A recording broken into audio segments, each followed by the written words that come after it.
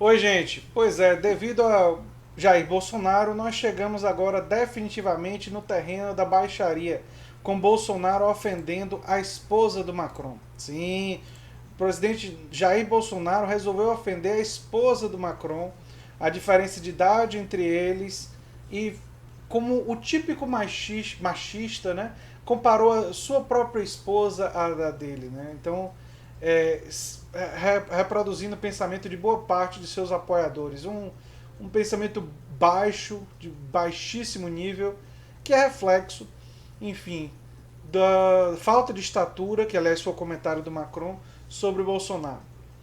E também vou falar da pesquisa de opinião que mostra que Bolsonaro, a aprovação dele caiu ainda mais e tende a cair mais. Por isso, não fiquem tão tristes e tão decepcionados, não, porque existe uma tendência de queda acontecendo. Mas, para a esquerda e os progressistas aproveitarem isso, eles têm que construir uma alternativa propositiva. Senão, não vai adiantar. Só lembrando, né? Se você chegou agora, o canal é a Nova Máquina do Tempo. Eu sou André Teixeira Jacobina. A gente fala de política, de ciência e de filosofia. Se você gosta muito do canal, se inscreva, dê um like, compartilhe. Vão haver links para nossas outras redes sociais e as fontes desse vídeo em um comentário fixado no início dos comentários.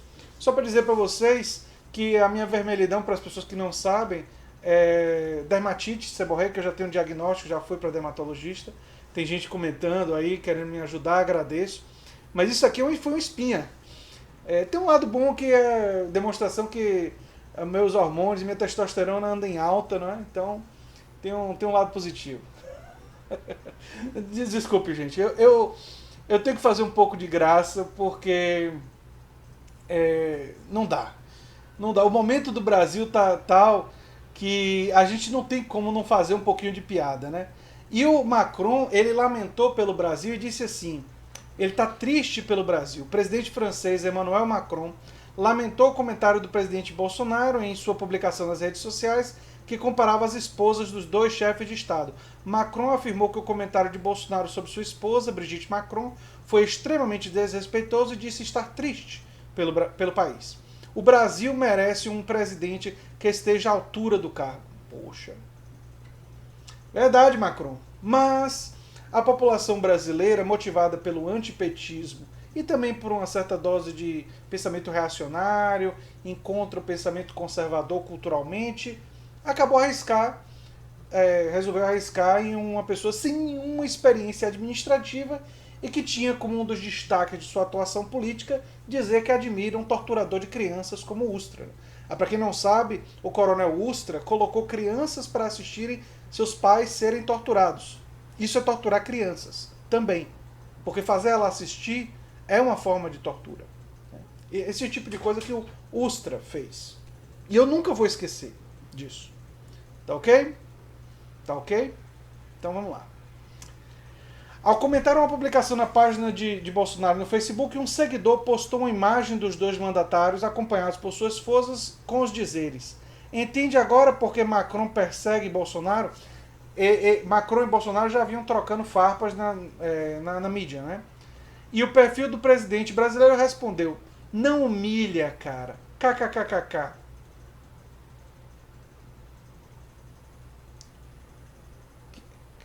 É um. É pior do que um pré-adolescente, né? Esse tipo de comportamento. Porque quando um pré-adolescente se comporta assim, cabe aos pais dizer respeite mais as mulheres. Dizer não fale isso. Não seja assim. Um bom pai, uma boa mãe, repreende quando um pré-adolescente, um adolescente, age com esse grau de imaturidade. E nós estamos vendo o presidente da República agindo assim, né? O Macron disse mais. Quando nos encontramos pela primeira vez, ele disse, Bolsonaro, que faria tudo pelo reflorestamento e o Acordo de Paris, tendo em vista o acordo com o Mercosul. 15 dias depois, ele estava fazendo o oposto, demitindo cientistas. Nós podemos dizer que ele não falou a verdade. Macron acusou Bolsonaro de mentiroso. E uma vez tendo dito que ia ficar no Acordo de Paris e que iria agir pelo reflorestamento, e quando o INPE deu os dados de que em junho tinha aumentado o desmatamento em 88%, qual foi a atitude de Bolsonaro? A atitude de Bolsonaro foi dizer que os dados eram mentirosos. Essa foi a atitude dele. Não foi dizer, nossa, aumentou muito, nós temos que urgentemente fazer algo com relação a isso. Olha, eu acabei de chegar no cargo, estou há pouco tempo ainda tomando par nas coisas, mas realmente é uma crise e vamos investigar, vamos examinar e vamos tentar agir para evitar que o desmatamento aumente. Essa seria a atitude de uma pessoa minimamente com respeito pelo país, e pela ciência, e pelo conhecimento científico, e pelas instituições. Não foi a atitude de Bolsonaro. A atitude de Bolsonaro foi dizer que o INPE era mentiroso. A atitude de Bolsonaro foi demitir, através do Marcos Pontes, porque a ordem veio dele, o diretor do INPE. Porque o diretor do INPE teve coragem de encarar Bolsonaro e de criticá-lo corretamente. O líder francês também criticou Bolsonaro por demarcar um encontro agendado com o chanceler francês no início do mês, desmarcar, por causa de um compromisso urgente com o cabeleireiro. Vocês acreditam nisso? Beira o inacreditável. Bolsonaro desmarcou uma reunião que ele tinha com o chanceler francês para ir para o cabeleireiro. Aparentemente o cabeleireiro não podia remarcar para o presidente da República.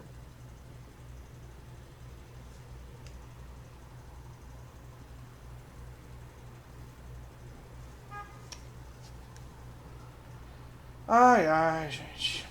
Bolsonaro, horas depois, voltou ao Twitter para criticar o colega francês. Não podemos aceitar que um presidente Macron dispare ataques descabidos e gratuitos à Amazônia, nem que disfarce suas intenções atrás de uma ideia de uma aliança dos países do G7 para salvar a Amazônia como se fôssemos uma colônia ou uma terra de ninguém.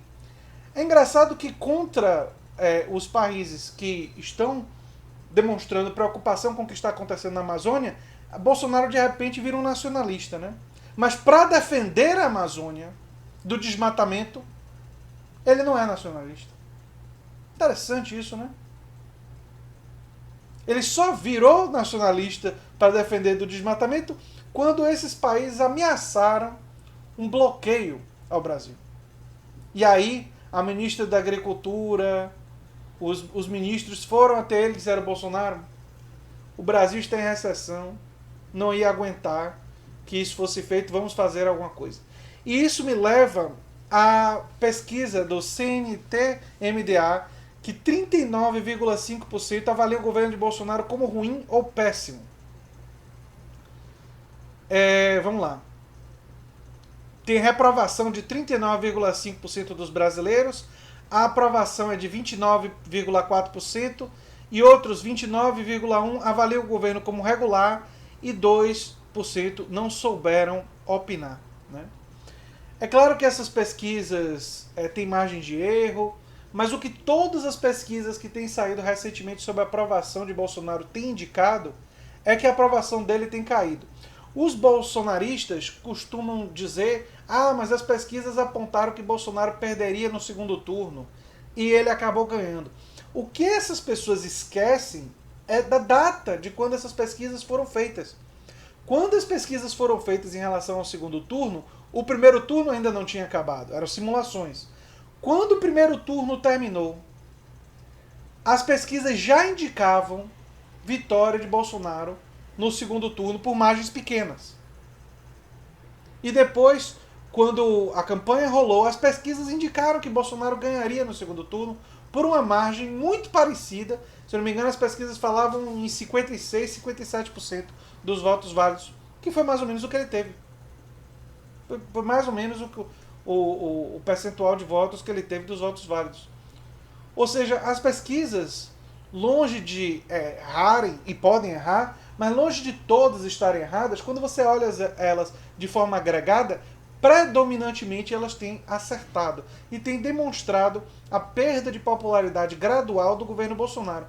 E eu acho que vai perdendo um pouco por tudo. Vai perdendo porque ele fala mal da esposa do Macron, vai perdendo porque o desmatamento na Amazônia, os incêndios, vai perdendo por causa dos contingenciamentos na educação, vai perdendo um pouco por causa da confusão dele com o Moro e da dificuldade com a Polícia Federal, né? E vai perdendo por causa da baixíssima execução orçamentária que mostra um governo em situação de desesperadora, ele não sabe para onde vai.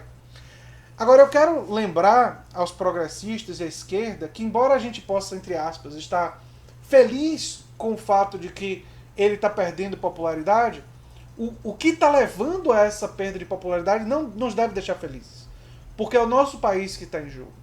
E uma outra coisa, além disso, se o campo progressista não desenvolver uma agenda com a reforma tributária progressiva, auditoria da dívida pública, defesa e expansão das cooperativas, expansão da democracia no espaço de trabalho, radicalização da democracia, se não houver uma agenda constituída, fortalecida, agenda com clareza, alternativa à agenda bolsonarista, Bolsonaro pode cair de popularidade e mesmo assim no futuro ele pode se reeleger, o Brasil pode eleger uma outra alternativa de direita tipo Dória, enfim.